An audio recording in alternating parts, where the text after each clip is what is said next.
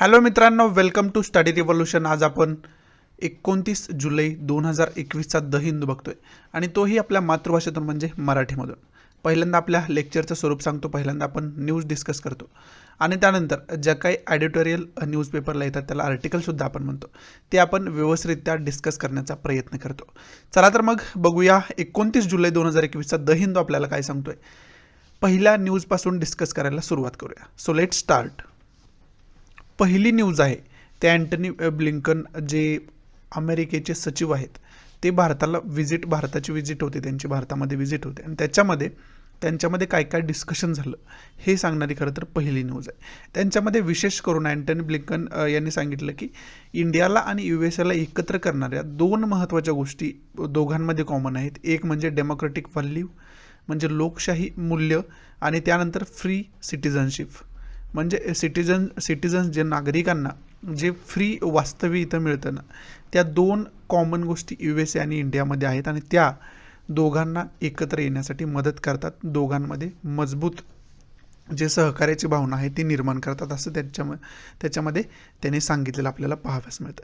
त्याचबरोबर त्यांनी अजित डोवाल जे सुरक्षा सल्लागार आपले आहेत त्यांचीसुद्धा भेट घेतली, त्याचबरोबर नरेंद्र मोदींची भेट घेतली आणि त्याच्यामध्ये नरेंद्र मोदींनी जो बायडन जे प्रेसिडेंट अमेरिकेचे आहेत त्यांचंसुद्धा स्वागत केलेलं आपल्याला पाहाव्यास मिळतं. ते जे इंडियाकडे सहकार्याच्या भावनेने बघत आहेत आणि दोघांमधले संबंध जास्त मजबूत करण्याचा प्रयत्न करत आहेत, त्या भावनेचं त्यांनी स्वागत केलेलं आपल्याला पाहाव्यास मिळते. त्याचबरोबर त्यांनी दलाई लामांचे प्रतिनिधी यांचीसुद्धा भेट घेतलेली आपल्याला पाहाव्यास मिळते, त्यांच्यासोबत सुद्धा चर्चा झालेली आपल्याला पाहाव्यास मिळते. एकंदरीत सर्वांसोबत जी चर्चा केली त्याच्यामध्ये महत्त्वाचे मुद्दे कोणकोणते आले तर इंटर रिलिजियस रिलेशनशिप कशा पद्धतीनं असावं, म्हणजे वेगवेगळ्या धर्मामधलं रिलेशनशिप कशा पद्धतीनं असावं. फॉर एक्झाम्पल हिंदू मुस्लिम असू द्या, हिंदू ख्रिश्चन असू द्या किंवा इतर धर्म कोणते असू द्या, त्यांच्यामध्ये जे रिलेशन असायला पाहिजे कसं असायला पाहिजे त्याच्यावरती खरं तर डिस्कशन त्यांनी केलेलं आपल्याला पाहाव्यास मिळालं. त्याचबरोबर मीडिया फ्रीडमवरती डिस्कशन त्यांनी केलं, फार्मर्स इश्यूवरती डिस्कशन केलं, लव जिहादवरती डिस्कशन त्यांनी केलेलं आपल्याला पाहाव्यास मिळतं. त्याचबरोबर मायनॉरिटी सोबत जो व्हायलन्स होतं त्याच्याविषयी सुद्धा त्यांनी आपण डिस्कशन केलेलं आपल्याला या भेटीमध्ये पाहाव्यास मिळतं. मायनॉरिटी म्हणजे जो ज्या समूहाची संख्या कमी असते त्याला आपण मायनॉरिटी म्हणतो. फॉर एक्झाम्पल मुस्लिम हे हिंदूंपेक्षा कमी आहेत म्हणून इंडियातली मायनॉरिटी ही मुस्लिम आहे. त्याचबरोबर इतर मायनॉरिटींचा विचार केला तर त्याच्यामध्ये सिख मायनॉरिटी आहे, पारसीज आहेत, ह्या मायनॉरिटी आहेत जर हिंदूंच्या तुलनेत विचार केला तर. मग त्या मायनॉरिटी व्हायलन्स त्यांच्यासोबत जो होतो, हिंसा होतो, त्याच्याविषयी सुद्धा त्यांनी या भेटीमध्ये बोलणं केलेलं, चर्चा केलेली आपल्याला पाहाव्यास मिळते. मग आता याच्यामधून आपल्याला की पॉईंट काय घ्यायचा आहे तर याच्यामधून आपल्याला पहिला की पॉईंट घ्यायचा आहे, इंडिया USA रिलेशनशिप कशा पद्धतीचं आहे हे डिटेलमध्ये आपण अभ्यास करून ठेवणं कुठंतरी गरजेचं होऊन बसतं या न्यूजच्या अंतर्गत. आणि त्याचबरोबर दुसरा की पॉईंट जर आपल्याला घ्यायचा झाला तर USAचं लोकेशन इंडियापासून कुठं आहे हे व्यवस्थितरित्या आपण बघून ठेवणं कुठंतरी गरजेचं होऊन बसतं या न्यूजच्या अंतर्गत. समजते तुम्हाला, हे दोन की पॉईंट आपल्याला बघणं महत्त्वाचं होऊन बसतं. पुढची न्यूज आहे ती सुप्रीम कोर्टाशी रिलेटेड आहे. विशेष करून काय तर केरळा गव्हर्नमेंटला सुप्रीम कोर्टानं सुनावलेलं आपल्याला पाहाव्यास मिळते. कारण का तर केरळा गव्हर्नमेंटनं एक पिटिशन दाखल केली होती सुप्रीम कोर्टात आणि ती सुप्रीम कोर्टानं फेटाळलेली आपल्याला पाहाव्यास मिळते. आणि ती पिटिशन कशाशी रिलेटेड होती तर 2015मध्ये केरळा असेंब्लीमध्ये म्हणजे केरळा लेजिस्लेटिव्ह असेंब्ली त्यांची जी काउन्सिल आहे त्याच्यामध्ये गदारोळ आपल्याला पाहाव्यास मिळाला होता ज्यावेळेस बजेट सेशन चालू होतं त्यावेळेस. आणि त्या गदारोळामध्ये काही लिडर्सकडून, काही सभागृहातली सदस्यांकडून जी पब्लिक प्रॉपर्टी आहे असेंब्लीतली त्याची तोडफोड करण्यात आली होती. आणि तो जो ॲक्ट केला गेला आहे त्यांचा तो पब्लिक इंटरेस्टमुळं केला गेला आहे असं त्या पिटिशनमध्ये सांगितलं होतं. म्हणजे तो त्यांचा right to freedom of speech आहे असं, अभिव्यक्ती स्वातंत्र्याखाली ते घेतलं जावं विचारात असं त्या पिटिशनमध्ये सांगितलं गेलं होतं. परंतु अशा प्रकारचं जे पब्लिक प्रॉपर्टीचं नुकसान केलं जातं ते कोणत्याही प्रकारे न्यायव्यवस्थेला धरून नाही आहे, कोणत्याही प्रकारे त्याचं जस्टिफिकेशन केलं जाणार नाही आणि ते कोणत्याही प्रकारे फ्रीडम ऑफ स्पीचच्या अंतर्गत येत नाही असं सुप्रीम कोर्टानं सांगितलं. आणि ती पिटिशन जी आहे ती रिफ्यूज केलेली म्हणजे फेटाळलेली आपल्याला पाहाव्यास मिळते. समजते. त्यामुळे आता पहिला की पॉईंट काय तर 2015मध्ये नेमकं असेंब्लीमध्ये त्यांच्या काय झालं होतं हे आपल्याला डिटेलमध्ये माहिती पाहिजे, पहिली गोष्ट. दुसरी गोष्ट की केरळाचं लोकेशन व्यवस्थितरित्या आपल्याला माहिती असणं कुठंतरी गरजेचं आहे. समजते तुम्हाला, हे 2 की पॉईंट आपल्याला माहिती असणं कुठंतरी गरजेचं आहे. आता नेमकं तिथं काय झालं होतं तर तिथं बजेट सेशन चालू होतं आणि जे विरोधी पक्षामध्ये बसलेले आहेत ना त्यांचा ज्या मागण्या होत्या त्या बजेटमध्ये फुलफिल केल्या गेल्या नाहीत असं त्यांचं मत होतं. त्यामुळं ते बजेट प्रस्तुत करूच दिलं नाही त्यांनी आणि त्याच्या विरोधात घोषणाबाजी असू द्या, वेगवेगळ्या प्रकारचा प्रोटेस्ट असू द्या आणि त्याच्यामध्ये परत रूपांतर कशामध्ये झालं तर संसदेतलं जे सभागृहातलं आपलं प्रॉपर्टी आहे ती तोडफोड केली गेली सदस्यांकडून. तो खरा तर 2015चा हा मुद्दा आहे आणि त्याच्यामुळे वेगवेगळ्या सदस्यांवरती कारवाई सुप्रीम कोर्टाकडून होताना आपल्याला आता पाहाव्यास मिळते. पुढची न्यूज आहे ती ममता बॅनर्जींशी खरंच रिलेटेड आणि आत्ताच त्यांनी प्राईम मिनिस्टर नरेंद्र मोदींची भेट घेतलेली आपल्याला पाहाव्यास मिळाली. त्याचबरोबर त्यांनी सोनिया गांधी आणि इतर काही महत्त्वाच्या पर्सनॅलिटींची सुद्धा भेट घेतलेली आपल्याला पाहाव्यास मिळते. आणि त्याच्यामध्ये त्यांनी स्टेटमेंट हे केले की युनायटेड अपोजिशन म्हणजे आपण विरोधी पक्ष जे आहे ते एकत्र येऊन 6 महिन्यामध्ये खरं तर आपण बदल करू शकतो. भारतातील जी सत्ता आहे आणि व्यवस्थेमध्ये आपण खरं तर बदल करू शकतो असं त्यांनी त्यांच्या स्टेटमेंटमध्ये सांगितलेलं आपल्याला पाहाव्यास मिळते.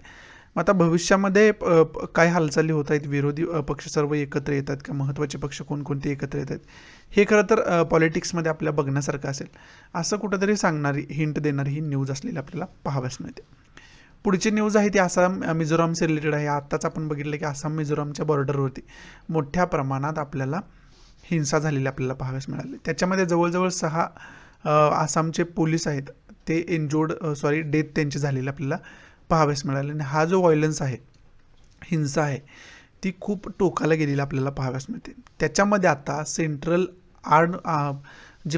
सेंट्रल फोर्स आहे ती आता तिथं डिप्लॉय केली जाणार आहे अशी सांगणारी ही कुठं तर न्यूज आहे. आणि ती सेंट्रल फोर्स आहे ती CAPF ऑफिसर्सच्या अंतर्गत कार्य करताना आपल्याला पाहाव्यास मिळाल. विशेष करून नॅशनल हायवे जो 306 आहे इथंसुद्धा ती फोर्स जी आहे ती डिप्लॉय केली जाणार आहे आणि दोन्ही राज्यांची त्याला सहमती असलेली आपल्याला पाहाव्यास मिळते. मग आता याच्यातून नेमका पहिला पॉईंट आपल्याला घ्यायचा आहे, नेमका आसाम मिझोराममध्ये इश्यू कोणत्या गोष्टींवरून आहे, त्यामुळे त्यांच्यात एवढा मोठा वाद आणि खूप मोठ्या प्रमाणात हिंसा पाहाव्यास मिळते. आणि ती आत्ताचीच हिंसा नाही आहे, याच्या अगोदर जर तुम्ही बघितलं ना भूतकाळामध्ये तरीसुद्धा तिथं हिंसा याच्या अगोदर सुद्धा झालेली आहे. त्यामुळे त्याचं बेसिक रिझन आपल्याला माहिती पाहिजे. वाटलंच तर मी याच्यावरती आसाम मिझोराम इश्यूवरती एक वेगळं लेक्चर बनवीन म्हणजे तुम्हाला डिटेलमध्ये त्याची इन्फॉर्मेशन मिळेल, कारण हा खूप ज्वलंत मुद्दा आहे आत्ताचा. त्यामुळे त्याची डिटेल इन्फॉर्मेशन असायला पाहिजे, कदाचित त्याच्यावरती क्वेश्चन फॉर्म होऊ शकतो. हा पहिला की पॉईंट. दुसरा की पॉईंट आपला काय तर आसाम मिझोरामचं लोकेशन व्यवस्थितरित्या आपण बघून ठेवणं गरजेचं आहे, जेणेकरून काय होईल तर आपल्याला व्यवस्थितरित्या समजता येईल की त्याची बॉर्डर किती आहे आणि त्याच्यावरती मग कशा पद्धतीने त्यांचा वाद चालू आहे. हे 2 की पॉईंट या न्यूजमधून आपण बघणं कुठंतरी गरजेचं होऊन बसतं. पुढची जी ही न्यूज आहे ती आपल्याला एका ॲक्सिडेंटविषयी सांगते. त्याच्यामध्ये जवळजवळ 18 लोकांचा मृत्यू झालेला आपल्याला पाहाव्यास मिळतो. रस्त्याच्या शेजारी एक बस थांबली होती आणि त्याच्यावरती येऊन ट्रकने धडक दिल्यामुळं 18 लोकांचा तिथं मृत्यू झालेला आपल्याला पाहाव्यास मिळतो. विशेष करून हे कोणत्या एरियाविषयी बोललं जातं तर लखनौ अयोध्या हायवेवरती हा इन्सिडेंट घडलेला आपल्याला पाहाव्यास मिळतो. समजतंय तुम्हाला. त्यामुळे आता लखनौ अयोध्या हे लोकेशन व्यवस्थितरित्या आपल्याला माहिती पाहिजे. एवढंच या न्यूजमधून आपण घेऊ शकतो. पुढची जी न्यूज आहे ती हायकोर्टाशी रिलेटेड आहे, विशेष करून उत्तराखंड गव्हर्नमेंटशी रिलेटेड. उत्तराखंड हायकोर्टाने हे सांगितलं की चारधाम यात्रा जी आहे ती आणखी स्टेच राहील, म्हणजे चारधाम यात्रावरती कुठंतरी उत्तराखंड हायकोर्टानं स्टे दाखवलेलं आहे, म्हणजे ती कोणत्याही प्रकारे आत्तापर्यंत म्हणजे अजूनही चालू करता येणार नाही, कारण याचा मॅटर सुप्रीम कोर्टामध्ये सुद्धा पेंडिंग आहे. जोपर्यंत तो मॅटर सुप्रीम कोर्टामध्ये पेंडिंग आहे तोपर्यंत चारधाम यात्रा चालू करता येणार नाही असं उत्तराखंड हायकोर्टानं सांगितलेलं आपल्याला पाहाव्यास मिळते. आता यांचा मॅटर नेमका काय तर यांच्याकडून जे स्टँडर्ड ऑपरेटिंग प्रोसिजर आहे कशाची तर कोविड-19शी रिलेटेड जे नॉर्म्स जे नियम दिलेले आहेत आपल्याला ते नियम त्यांच्याकडून व्यवस्थितरित्या फॉलो केले गेले नाहीत. आणि त्याच्यामुळं जास्त पॉझिटिव्ह केसेस गेल्या वेळेस तिथं सापडल्या होत्या. त्यामुळं सुप्रीम कोर्टामध्ये सुद्धा तो मॅटर पेंडिंग आहे. त्यामुळं उत्तराखंड हायकोर्टानं हे सांगितलं की सुप्रीम कोर्टामध्ये जोपर्यंत तो मॅटर पेंडिंग आहे तोपर्यंत चारधाम यात्रा सुरू करता येणार नाही असं त्या डिसिजनमध्ये सांगितलं आपल्याला पाहावयास मिळतं. इथं आपलं फ्रंट पेज समाप्त होतं आहे, परंतु याच्यावरचे जे लोकेशन्स आपले बघायचे राहिलेत ना त्याच्यामध्ये मग USA लोकेशन आपल्याला बघायचं आहे. त्याचबरोबर केरळाचं लोकेशन आपल्याला बघायचं आहे. ते 2 लोकेशन आपण व्यवस्थितरित्या बघून घेऊयात. इथं आपण या मॅपमध्ये बघू शकतोय की इथं आपला इंडिया आहे आणि या साईडला जर तुम्ही गेला तर इथं आपल्याला युनायटेड स्टेट ऑफ अमेरिका पाहावयास मिळतं. समजलं तुम्हाला? हे आहे लोकेशन अमेरिकेचं इंडियापासूनचं. आता आपल्याला त्याचबरोबर काय बघायचं होतं तर केरळाचं लोकेशनसुद्धा आपल्याला बघायचं आहे. बरोबर आहे, ते पण बघूया कुठं आहे नेमकं केरळाचं लोकेशन. इंडिया मॅप आपल्याला झूम करून बघावं लागेल त्याच्यासाठी. त्याच्यामध्ये हा जो एरिया तुम्ही बघत आहात याच्यापेक्षा तुम्हाला पॉलिटिकल मॅप वेगळा दाखवतो केरळाच्या लोकेशनसाठी. हा इंडियाचा पॉलिटिकल मॅप आपण बघू शकतोय आणि त्याच्यावरती इथं आपल्याला केरळ पाहावयास मिळतोय आणि त्याचे शेजारील राज्य बघितलं तर त्याच्यामध्ये तामिळनाडू आहे आणि त्याचबरोबर कर्नाटक आहे आणि इकडं लक्षद्वीप बेट असलेले आपल्याला पाहावयास मिळतात. समजते? हा आहे पॉलिटिकल मॅप केरळाचा, म्हणजे केरळाचं लोकेशन व्यवस्थित आता आपण बघितलं. आणि त्याचबरोबर मग आता इथं केरळ म्हटल्यावर लखनौ पण न्यूजमध्ये ना, लखनौमध्ये आत्ताच अपघात झालेला बघतो आपण. इथं लखनौ आपल्याला पाहावयास मिळते उत्तर प्रदेशमध्ये. पुढची न्यूज आहे ती कर्नाटक गव्हर्नमेंटशी रिलेटेड खरं तर न्यूज आहे. ही न्यूज जी आपण बघतोय आणि त्या न्यूजमध्ये कालच आपण याच्या अगोदर काय बघितलं तर जे येद्दुरप्पा आहेत यांना पायउतार व्हावं लागलं होतं, म्हणजे खरं तर त्यांनी राजीनामा दिलेला आपल्याला पाहावयास मिळाला होता. आणि आता नवीन CM म्हणून बसवराज बोम्मई यांनी शपथ घेतलेली आपल्याला पाहावयास मिळते. म्हणजे कर्नाटकच्या पॉलिटिक्समध्ये कुठंतरी बदल होताना आपल्याला पाहावयास मिळतो. हे सांगणारी खरं तर न्यूज आहे. मग याच्यामध्ये पहिला की पॉईंट आपल्याला काय बघायचं आहे तर पहिला की पॉईंट बघायचा आहे कर्नाटकचं लोकेशन व्यवस्थितरित्या बघून ठेवणं आपल्याला गरजेचं होऊन मस्त या न्यूजच्या अंतर्गत. मग आता ते लोकेशन बघून घेऊया कर्नाटकचं कुठं आहे ते नेमकं. या पॉलिटिकल मॅपमध्ये आपण बघू शकतो इथं कर्नाटकचं लोकेशन आहे आणि शेजारील राज्यांचा विचार केला तर त्याच्यामध्ये केरळ आहे, तामिळनाडू आहे, आंध्र प्रदेश आहे, तेलंगणा आहे, इथं गोवा आहे आणि महाराष्ट्र आहे. या राज्यांची बाउंड्री कर्नाटकला टच करताना आपल्याला पाहाव्यास मिळते. आणि महत्त्वाच्या रिव्हर जर बघितलं तर त्याच्यामध्ये कृष्णा रिव्हर आहे, कावेरी रिव्हर आहे. या महत्त्वाच्या रिव्हर कर्नाटकमध्ये असलेलं आपल्याला पाहाव्यास मिळत आहेत. पुढची न्यूज आहे ती ट्विटरशी रिलेटेड खरं तर न्यूज आहे. आणि आता दिल्ली हायकोर्टाने त्यांना काय सांगितलं की विशेष करून IT रूल जे नवीन आलेत 2021चे त्याच्या अंतर्गत त्यांना चीफ कंप्लायन्स ऑफिसरची नेमणूक करणं गरजेचं होतं.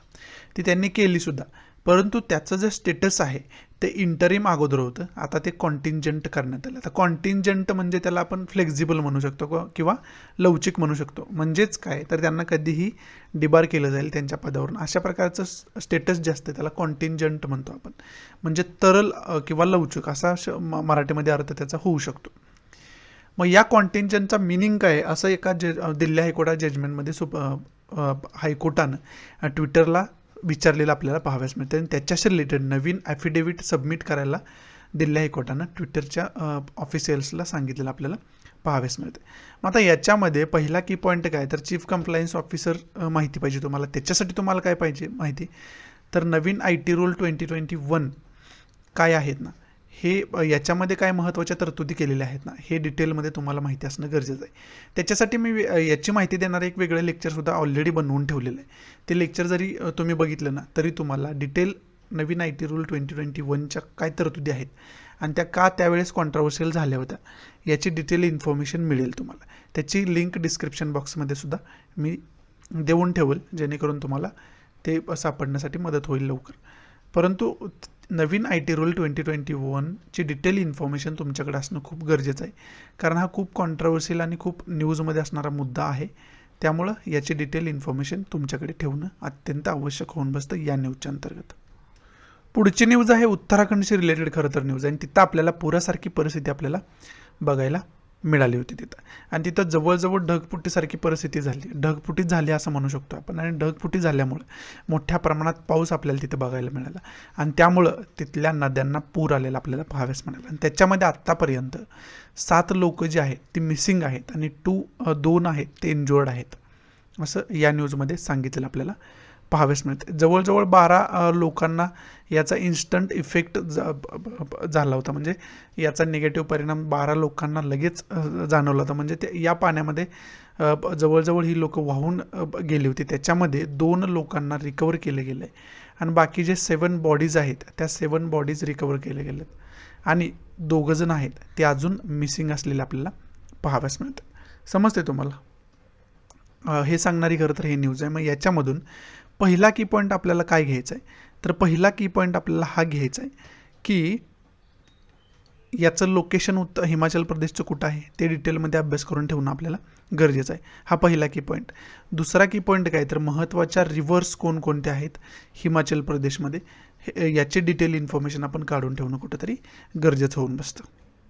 आणि हे जे सांगितलं आहे ना की 7 डेथ बॉडी कलेक्ट झालेल्या आहेत, त्याचबरोबर 2घांचा जीव वाचवण्यात यशस्वी झालेले आहेत आणि 3 आहेत तिथं, 2 नाही, 3 जे आहेत ते मिसिंग आहेत. हे अगोदरचा रिपोर्ट सांगते ना, आत्ता 2 दिवसाचा रिपोर्ट काय सांगतोय, तर त्याच्यामध्ये 7 जण मिसिंग आहेत आणि 2 जण इंज्युअर्ड सापडलेली आपल्याला पाहाव्यास मिळतात. हे सांगणारी आत्ताची लेटेस्ट न्यूज आहे. आणि हे जे आकडेवारी 12ची सांगितली ना, ते अगोदरची आकडेवारी.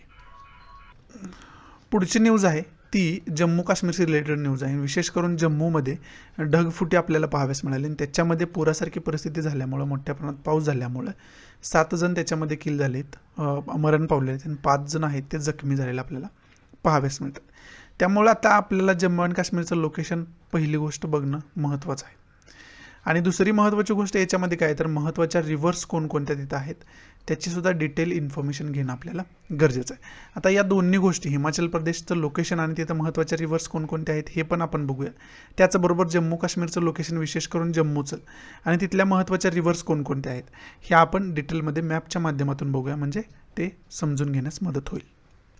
इथं पॉलिटिकल मॅपमध्ये आपण बघू शकतो, इथं हिमाचल प्रदेशचं लोकेशन आहे आणि त्याचबरोबर इथं आपल्याला जम्मू काश्मीरचं लोकेशन असलेलं पाहाव्यास मिळतं आपल्याला. मग तिथं महत्त्वाच्या रिव्हर्स कोणकोणत्या आहेत ते बघायचं आपल्याला. महत्त्वाच्या रिव्हर्स जर हिमाचल प्रदेशचा जर विचार केला ना आपण, तर त्याच्यामध्ये सिंधू नदीच्या ज्या उपनद्या छोट्या छोट्या आहेत ना, त्या खरं तर महत्त्वाच्या रिव्हर्स मानल्या जातात हिमाचल प्रदेशमध्ये. आता विशेष करून सतलज रिव्हरचा जर आपण विचार केला तर ती हिमाचल प्रदेशची महत्त्वाची रिव्हरसुद्धा आपण म्हणू शकतोय, जी सिंधू नदीची उपनदी मानली जाते, बरोबर आहे. आणि त्याचबरोबर जम्मू काश्मीरचा जर आपण विचार केला तर त्याच्यामध्ये सिंधू नदी जी आहे ती महत्त्वाची रिव्हर असलेली आपल्याला पाहाव्यास मिळते. समजते तुम्हाला? पुढची न्यूज आहे ती आपली जी नॅशनल एज्युकेशन पॉलिसी आहे त्याची ॲनिव्हर्सरी आता झाली आणि त्याच्या मोक्यावरती नरेंद्र मोदींनी काय नवीन एज्युकेशनल पॉलिसीमध्ये, नवीन एज्युकेशनमध्ये काय रिफॉर्म्स आणले जाणार आहेत त्याच्याविषयी थोडं भाष्य केलेलं आपल्याला पाहाव्यास मिळालं. आणि त्याच्यामध्ये विशेष करून इंजिनिअरिंग जी आहे ती रिजनल लँग्वेजमधून आणली जाईल किंवा इतर काही महत्त्वाच्या त्याच्यामध्ये सुधारणा करण्यात येतील. हे आता जरी बोललं जात असलं ना, ज्यावेळेस ग्राउंड लेवलला हे इम्प्लिमेंट केलं जाईल त्यावेळेस खरं तर आपल्याला डिटेल याचा अभ्यास करणं गरजेचं आहे. परंतु याच्यामध्ये एक महत्त्वाची गोष्ट बोलली जाते ती म्हणजे academic credit bank. Academic credit बँकविषयी याच्यामध्ये विशेष करून बोललं जाते. मग त्या अकॅडमिक क्रेडिट बँक काय आहे याची डिटेल इन्फॉर्मेशन आपल्याला असणं गरजेचं आहे. मग याच्यामधून, या न्यूजमधून आपल्याला पहिला की पॉईंट काय घ्यायचा आहे, तर आपली जी नॅशनल एज्युकेशन पॉलिसी आहे ती नॅशनल एज्युकेशन पॉलिसी काय आहे याची डिटेल इन्फॉर्मेशन आपल्याला असायला पाहिजे. याच्या अगोदर पण मी भरपूर वेळा ग्राफच्या माध्यमातून तुम्हाला मी समजावून सांगितलं की आपल्या शिक्षण व्यवस्थेची हायरार्की कशा पद्धतीने, रचना कशा पद्धतीची, याच्यावर अगोदर पण आपण बोललो आहे. परंतु आता तुम्हाला काय बघायचं, तर नॅशनल एज्युकेशन पॉलिसी बघायची आपली नेमकी कशा पद्धतीने आणि अगोदर काय होतं आणि त्याच्यामध्ये बदल काय गेलेत नवीन नॅशनल एज्युकेशन पॉलिसीमध्ये. हा पहिला की पॉईंट आपला. दुसरा की पॉईंट काय, तर अकॅडमिक क्रेडिट बँकविषयी बोललं जातं इथं. मग ते अकॅडमिक क्रेडिट बँक काय आहे त्याची डिटेल इन्फॉर्मेशन आपण काढून ठेवणं कुठेतरी गरजेचं होऊन बसतं या न्यूजच्या अंतर्गत. समजते तुम्हाला? एवढे की पॉईंट आपण या न्यूजमध्ये घेऊ शकतो. ही इकडची छोटीशी न्यूज बघतोय ती चंद्रयान 3 विषयी भाष्य करणारी न्यूज आहे. आणि याच्यामध्ये जे स्टेट स्पेस रिलेटेड मिनिस्ट्री आहे त्यांनी हे सांगितले की पुढच्या वर्षीच्या अंतापर्यंत चंद्रयान 3 हे लॉन्च होईल असं यांनी सांगितलेलं आहे. मग याच्याशी रिलेटेड एकच की पॉईंट आपण काय घेऊ शकतो, तर चंद्रयान 3 विषयी डिटेल इन्फॉर्मेशन काढून ठेवणं गरजेचं आहे. नेमकं कशाची संदर्भात आहे चंद्रयान 3 हे मिशन, त्याची डिटेल इन्फॉर्मेशन काढून ठेवणं आपल्याला गरजेचं होऊन बसतं या न्यूजच्या अंतर्गत. पुढची जी न्यूज आहे वर्ल्ड लेवलची जर बघायचं झालं तर त्या अँटनी ब्लिंकन जे आत्ता भारताला व्हिजिट त्यांनी दिली ना, त्यांच्याविषयी बोलणारी ही न्यूज आहे. त्यांनी भारतामध्ये व्हिजिट दिलीच महत्त्वाच्या पर्सनॅलिटींना, महत्त्वाच्या पोस्टवर असणाऱ्या पर्सनॅलिटीला. त्याच्यामध्ये आपले प्राईम मिनिस्टर नरेंद्र मोदीसुद्धा होते. तो भाग सोडून त्यांनी इतर ग्रुप ऑफ पीपलला सुद्धा भेट दिलेली आहे. त्याच्यामध्ये विशेष करून दलाई लामांचे प्रतिनिधीसुद्धा उपस्थित असलेले आपल्याला पाहाव्यास मिळाले. आणि त्याच्यामध्ये डेमोक्रेसी समोर जे चॅलेंजेस आहेत ना त्याच्याविषयी त्यांनी भाष्य केलेलं आपल्याला पाहाव्यास मिळाले. म्हणजे लोकशाही पुढे आपल्या आव्हानं कोणकोणते आहेत त्याच्यावरती त्यांनी भाष्य केलेलं आपल्याला पाहाव्यास मिळालं. मग त्याच्यामध्ये विशेष करून इंटर रिलिजियस रिलेशन्स म्हणजे धर्माधर्मातील संबंध कशा पद्धतीनं आहेत, त्याचबरोबर मीडिया फ्रीडम म्हणजे जे जर्नलिझम आहे, मीडिया आहे, त्यांचं जे फ्रीडम आहे त्याच्यावरती जर गदा येत असेल तर ऑब्वियस आहे इनडिरेक्टली डेमोक्रेसीवर गदा येते. अशा महत्त्वाच्या इश्यूवरती त्यांच्याकडून डिस्कस करण्यात आलेलं आपल्याला पाहाव्यास मिळेल. आणि ही जी दुसरी न्यूज आहे ना ती चायनाच्या ऑफिशियल्सनी त्याच्यावरती रिॲक्ट केलेलं आपल्याला पाहाव्यास मिळालं, जे अँटनी ब्लिंकन यांनी इथं भाष्य केलं आहे त्याच्यावरती. विशेष करून काय आहे ना, यांनी कशावर भर दिलं आहे तर डेमोक्रेटिक व्हॅल्यूवरती भर दिलेलं आहे. बरोबर आहे. आणि डेमोक्रेसी समोर जे काय आव्हान आहेत त्याला आपण कशा पद्धतीनं एलिमिनेट करू शकतो, काढून टाकू शकतो, याच्यावरती खरं तर त्यांनी भाष्य केलेलं आपल्याला पाहाव्यास मिळालं. आणि त्याचबरोबर इकडं काय झालं आहे तर चायनामध्ये तशा पद्धतीनं फुल डेमोक्रेसी फॉलो केली जात नाही, कारण तिथं कम्युनिस्ट आयडिओलॉजीचं सरकार आहे, कम्युनिस्ट सरकार आहे. त्यामुळं टोटल डेमोक्रेटिक सरकार आहे असं आपण त्याला म्हणू शकत नाही. त्यामुळं ऑब्वियस आहे इनडायरेक्टली अँटनी ब्लिंकन यांनी कुणाला टोला लगावला आहे तर तो लगावला आहे चायनाला. बरोबर आहे. आणि त्यामुळंच आता चायनानं त्याच्यावरती शार्प रिॲक्शन दिलेलं आपल्याला पाहाव्यास मिळते. हीच सांगणारी ही दुसरी न्यूज असलेली आपल्याला पाहाव्यास मिळते. आणि जर रिलेशन USA आणि चायनाचं बघितलं तर ते कायम रस्साकशीचं असलेलं आपल्याला पाहाव्यास मिळतं. एकमेकावर कुरघोडी करणारं रिलेशन त्या दोघांचं असलेलं आपल्याला पाहाव्यास मिळालं. त्यामुळे सुद्धा हे जे अँटनी ब्लिंकन यांच्याकडून जे काही बोललं गेलं ना त्याच्यावरती चायनासुद्धा रिॲक्ट होताना, शार्पली रिॲक्ट होताना आपल्याला पाहाव्यास मिळतो. मग याच्यामधून आपल्याला पहिला की पॉईंट काय बघायचा तर अँटनी ब्लिंकनची जी भेट होती भारताला त्याच्यामध्ये विशेष करून कोणकोणते महत्त्वाचे मुद्दे मानले गेले त्याची इन्फॉर्मेशन आपल्याला असायला पाहिजे. हा पहिला की पॉईंट. दुसरा की पॉईंट काय तर डेमोक्रेसीचं काय स्थान आहे आपल्या भारतीय राज्यघटनेमध्ये त्याची डिटेल इन्फॉर्मेशन आपल्याला असणं कुठंतरी गरजेचं आहे, कारण डेमोक्रेसीवरतीच इथं जास्त भर दिलेला आपल्याला पाहाव्यास मिळतं.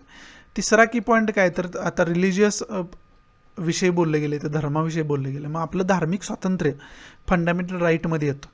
बरोबर आहे. त्याचबरोबर इथं मीडिया फ्रीडम विषयी बोलले म्हणजेच फ्रीडम ऑफ एक्सप्रेशन विषयी बोलले. बरोबर आहे. हे दोन्ही जर फ्रीडम ऑफ रिलिजन असू द्या किंवा फ्रीडम ऑफ एक्सप्रेशन असू द्या हे फंडामेंटल राईटचा भाग येतं. मग आता फंडामेंटल राईट आपल्या घटनेमध्ये 12 ते 35 या कलमामध्ये दिले. मग ते 12 ते 35 जे आर्टिकल्स आहेत ते डिटेलमध्ये अभ्यास करून ठेवणं गरजेचं आहे. जवळजवळ ते तुमचं पाठ असायला पाहिजे, यात काहीच दुमत असण्याचं कारण नाही. हे 3 की पॉईंट याच्यातून आपण घेऊ शकतो. आणि चौथा की पॉईंट काय घ्यायचा आहे तर इंडियाचं रिलेशनशिप जे आहे ना ते चायनासोबत कशा पद्धतीचं आहे याचा अभ्यास आपला असायला पाहिजे. त्याचबरोबर US सोबत कशा पद्धतीचं आहे याचासुद्धा आपला अभ्यास असणं कुठंतरी गरजेचं आहे. हे 4 की पॉईंट आपण या न्यूजच्या अंतर्गत घेऊ शकतो आहे. पुढची जी न्यूज आहे ती ICMR विषयी इंडियन काउन्सिल ऑफ मेडिकल रिसर्चनं एक रिपोर्ट दिला आहे. तो रिपोर्ट कशाशी रिलेटेड आहे तर कोणत्या राज्यांमध्ये किती % लोकांमध्ये अँटीबॉडीज आहेत. कशाच्या अँटीबॉडीज तर त्या SARS-CoV-2च्या अँटीबॉडीज म्हणजे कोविड-19च्या अँटीबॉडीज किती % लोकांमध्ये आहेत.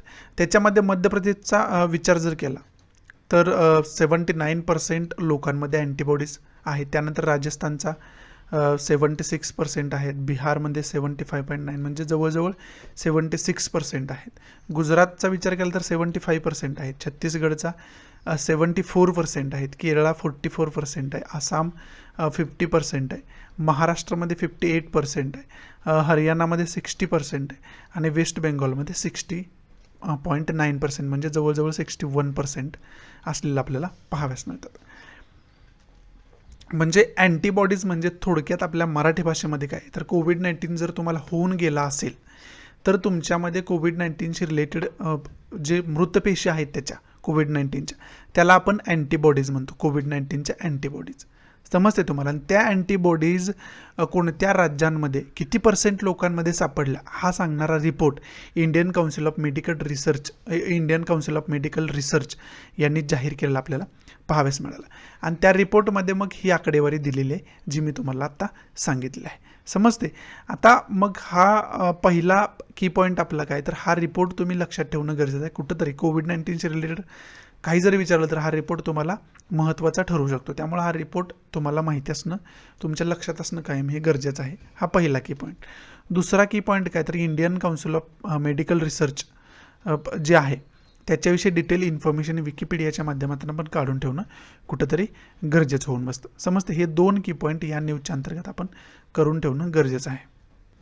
पुढची न्यूज आहे चायना आणि तालिबानशी रिलेटेड खरं तर न्यूज आहे. तालिबान ग्रुपनं चायनाला भेट दिलेली आपल्याला पाहाव्यास मिळते. चायनाचे जे फॉरेन मिनिस्टर आहेत त्यांच्याशी त्यांची बातचीत झालेली पाहाव्यास मिळते. आणि त्याच्यामध्ये तालिबाननं शब्द दिला आहे की कोणत्याही अशा शक्तींना तालिबान अफगाणिस्तानमध्ये थारा देणार नाही की ज्याच्याकडून चायनाला धोका आहे.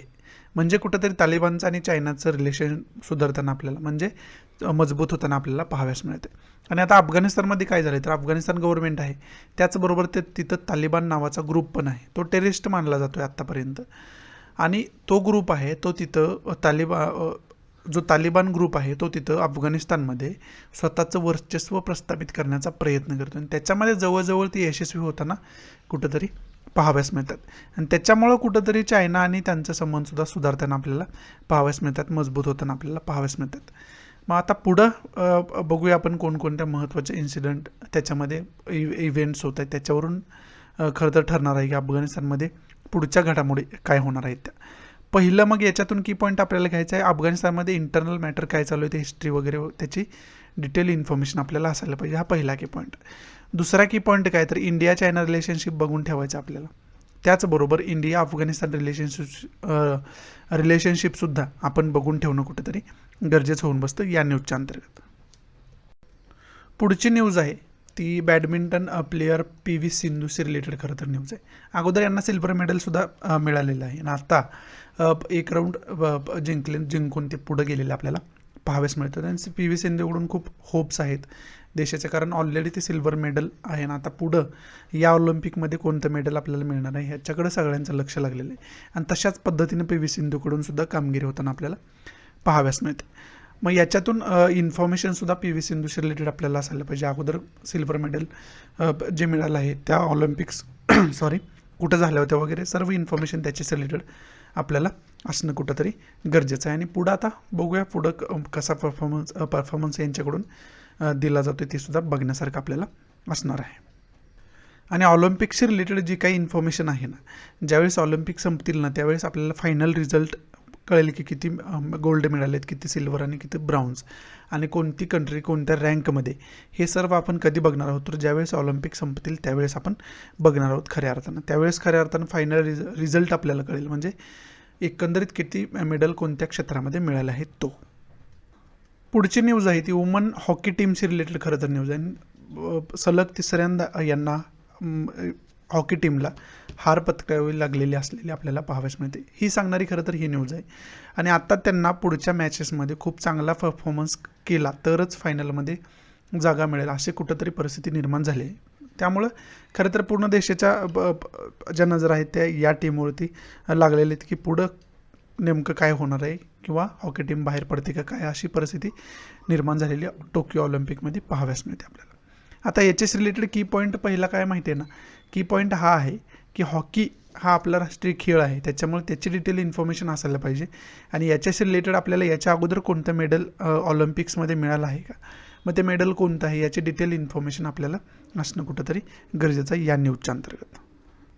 इथं आपल्या न्यूज संपत आहेत. आता आपण एडिटोरियल डिस्कस करायला सुरुवात करूयात.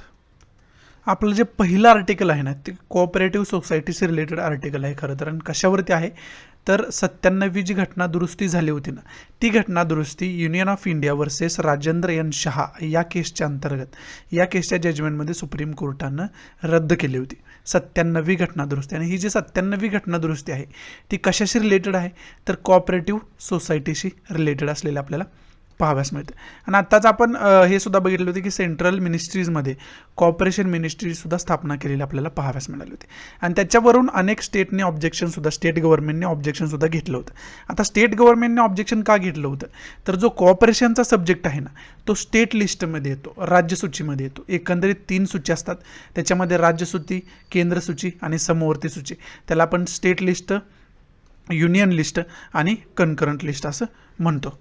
बरोबर आहे. आणि हा जो कॉर्पोरेशन सब्जेक्ट आहे तो स्टेट लिस्टमध्ये येतो, स्टेट सब्जेक्टमध्ये येतो. म्हणजे त्याच्यावरती कायदा करण्याचा, नियम करण्याचा अधिकार कोणाला आहे? स्टेट गव्हर्नमेंटला आहे, स्टेट लेजिस्लेटिव्हला आहे.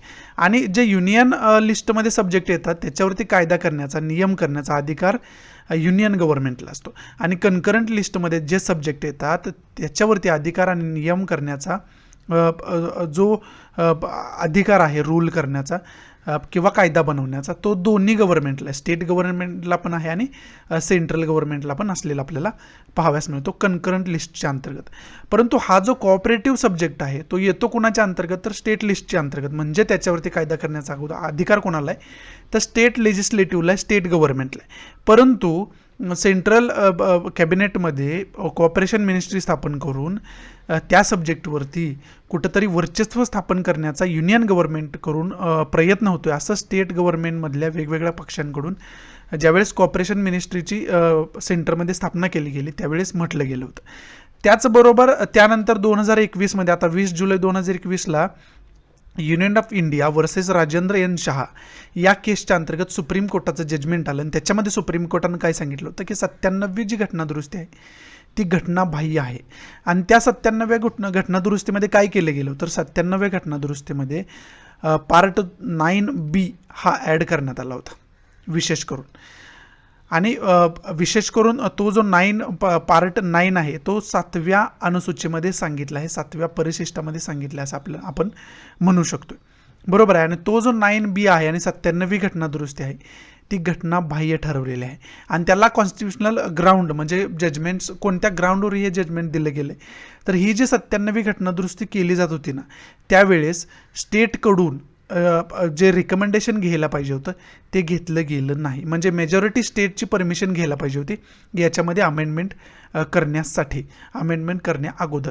म्हणजे एकूण स्टेट आहेत त्याच्या 1/2पेक्षा म्हणजे अर्ध्यापेक्षा जास्त स्टेटची संख्या जी आहे त्यांची सहमती घ्यायला पाहिजे होती, त्यांचं त्याच्यावरचा विचार आहे तो जाणून घ्यायला पाहिजे होता. आणि त्यानंतरच 97वी घटना दुरुस्ती करायला पाहिजे होती असं या जजमेंटमध्ये सांगितलं गेलं. परंतु तसं कोणतंही या अमेंडमेंट करत असताना कृत्य केलं गेलं नाही. स्टेटला याच्यामध्ये इन्व्हॉल्वमेंट स्टेटची घेतली गेली नाही, जाणून घेतलं गेलं नाही स्टेटचं मत काय आहे. त्यामुळं खरं तर त्या ग्राउंडवरती सुप्रीम कोर्टानं 97वी घटना दुरुस्ती जी आहे ती अनकॉन्स्टिट्युशनल म्हणजे घटनाबाह्य ठरवलेली आपल्याला पाहाव्यास मिळाली होती. आता तुम्ही म्हणाल स्टेटचं कन्सर्न काय याच्यामध्ये घ्यायचं, स्टेटला का विचारायचं तर स्टेटचा सब्जेक्ट आहे ना हा. बरोबर आहे. स्टेट लिस्ट येतो, स्टेट लिस्टमध्ये हा सब्जेक्ट येतो म्हणजे स्टेटचा सब्जेक्ट आहे. म्हणून स्टेटचं मत याच्यामध्ये जाणून घेणं अनिवार्य आहे. जर तुम्ही स्टेटचं मत जाणून घेत नसाल तर हे सर्व जे आहे ते घटनाबाह्य ठरेल असं कुठंतरी सुप्रीम कोर्टानं या जजमेंटमध्ये सुनावलेलं आपल्याला पाहाव्यास मिळते. समजते तुम्हाला. आणि याच्याशी रिलेटेड मग आणखी पॉईंट देऊन सुद्धा यांनी समजावून सांगण्याचा प्रयत्न केला. एकंदरीत या आर्टिकलमध्ये हे सांगायचं आहे की 97वी घटना दुरुस्ती जी घटनाबाह्य ठरवली सुप्रीम कोर्टाने ते कुठंतरी सुप्रीम कोर्टानं बरोबर केलं आहे असं या आर्टिकलमध्ये सांगण्याचा प्रयत्न केला आहे. मग याच्यामधून आपल्याला की पॉईंट कोणकोणते घ्यायचे आहेत तर याच्यामधून पहिला की पॉईंट आपल्याला घ्यायचा आहे 97वी घटना दुरुस्ती कशाशी रिलेटेड आहे, त्याच्यामध्ये काय काय तरतूद केलं जातं याची डिटेल इन्फॉर्मेशन असायला पाहिजे. त्याचबरोबर 9B ॲड केलं म्हणून सांगितलं मी तुम्हाला. आता 9B पार्ट जो आहे तो ॲड केला म्हणून सांगितलं या 97व्या घटना दुरुस्तीच्या अंतर्गत. मग आता तो 9B पार्टमध्ये काय तरतूद केली गेली होती त्याची डिटेल इन्फॉर्मेशन आपल्याला असणं कुठंतरी गरजेचं आहे. तिसरा की पॉईंट काय आहे तर 73वी आणि 74वी घटना दुरुस्तीचा इथं उल्लेख केलेला आहे. जी रिलेटेड कशाची आहे, 73 घटनादुरुस्तीमुळे पंचायत राज आलं आणि 74 या घटनादुरुस्तीमुळे काय झालं तर म्युन्सिपाल्टीज ॲड झाली, म्युन्सिपाल्टीशी रिलेटेड. मग आता 73वी घटनादुरुस्ती आणि 74वी इथं 97 लिहिले मी, 73वी घटनादुरुस्ती आणि 74वी घटनादुरुस्ती याच्याशी रिलेटेड डिटेल इन्फॉर्मेशन आपल्याकडे कुठेतरी असणं गरजेचं आहे. समजते. आणि चौथा महत्त्वाचा की पॉईंट काय आहे तर लिस्ट कोणकोणते आहेत, स्टेट लिस्ट आहे, युनियन लिस्ट आहे आणि कन्करंट लिस्ट आहे.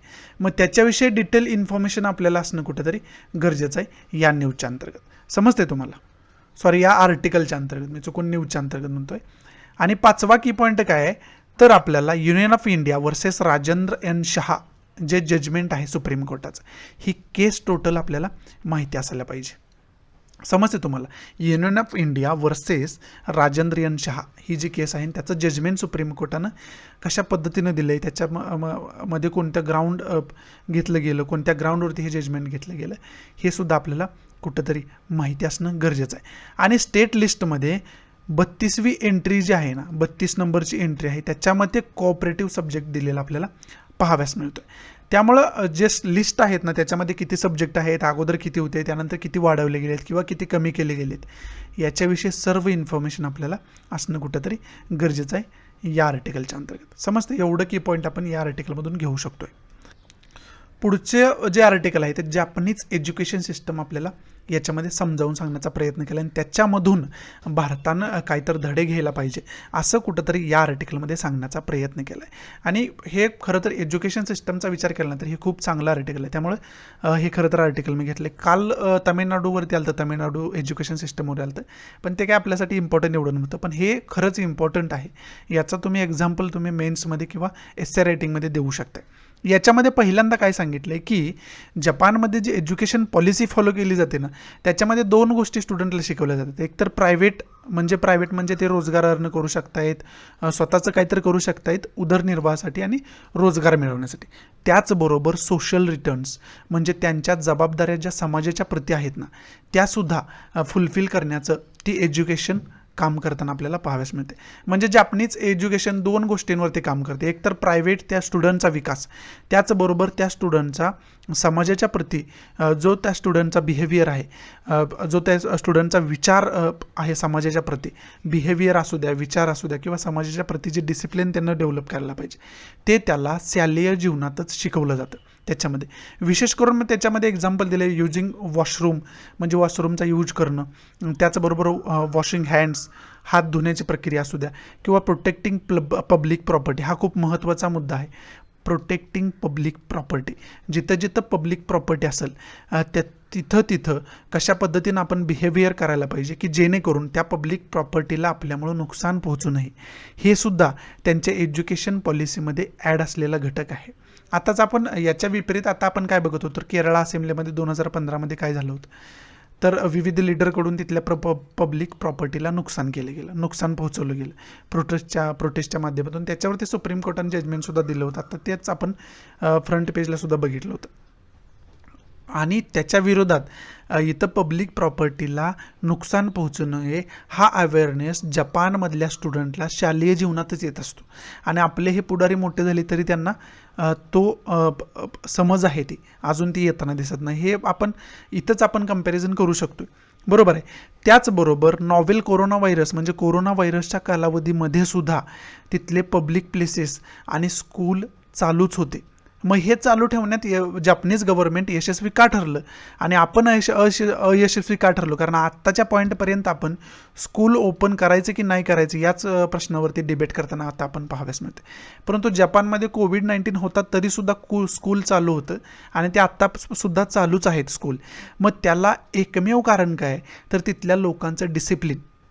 आणि ते डिसिप्लिन जी आहेत ना लोक ती कधीपासून आहे तर त्यांना ते शालेय जीवनामध्येच शिकवले गेले आणि ते जे शिकवण दिली गेली त्यांना शालेय जीवनामध्ये तीच सर्व लोक फॉलो करताना आपल्याला पाहाव्यास मिळतात. त्याचबरोबर त्यांचे स्टुडंट फॉलो करताना आपल्याला पाहाव्यास मिळतात, बरोबर आहे. आणि ह्या ज्या छोट्या छोट्या गोष्टी शालेय जीवनामध्ये शिकवल्या जातात ना त्या तिथली लोक डिसिप्लिननं शिस्तबद्धरित्या फॉलो करतात आणि ते मग त्यामुळं कोविड-19 सारख्या सिच्युएशनमध्ये सुद्धा त्यांची शिक्षण व्यवस्था असू द्या किंवा त्यांच्या इतर महत्त्वाचे सेक्टर असू द्या ते बंद पडलेले नाहीत असं आपल्याला पाहाव्यास मिळालं. समजते तुम्हाला?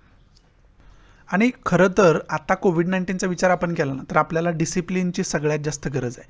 आणि ते सगळ्यात जास्त डिसिप्लिन असणारी कंट्री कोणते तर जपान आहे.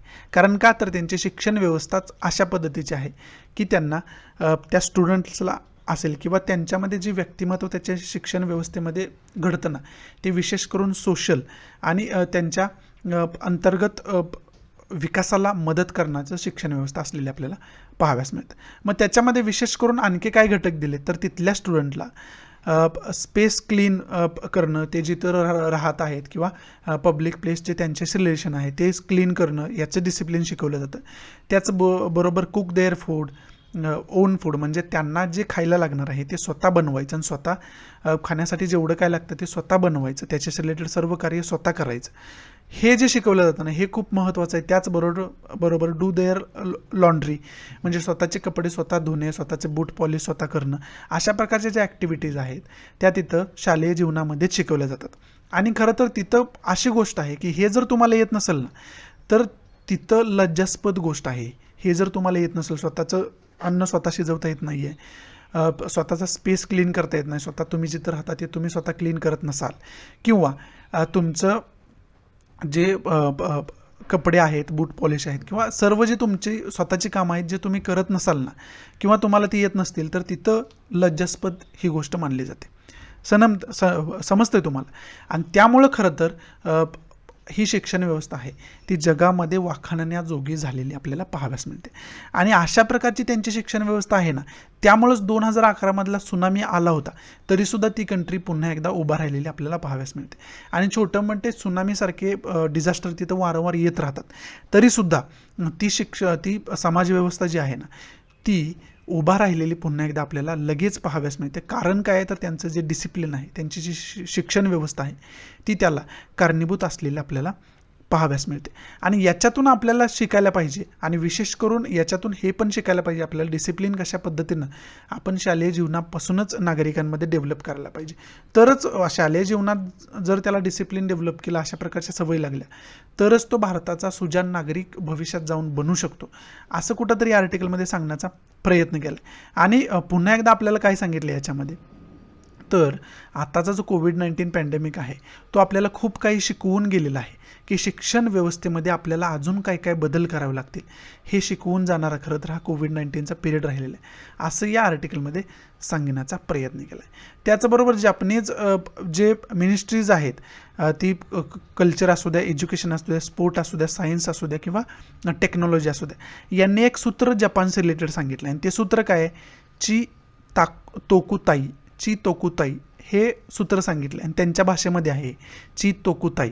आणि त्याच्यामधला चीचा मतलब काय आहे, त्याचा अर्थ काय तर नो म्हणजे कोणत्याही घटकाविषयी माहिती करून घेणं, हा चीचा अर्थ आहे. त्याचबरोबर पुढचा तोकूचा अर्थ काय आहे तर तोकूचा अर्थ काय आहे माइंडफुलनेस, सेल्फ डिसिप्लिन, कोऑपरेटिव्ह म्हणजे तुम्ही सेल्फ डिसिप्लिन असायला पाहिजे, शिस्तबद्ध असायला पाहिजे आणि त्याचबरोबर कोऑपरेटिव्ह असायला पाहिजे म्हणजे एकमेकांना सहकार्याची भावना तुमच्यात असायला पाहिजे.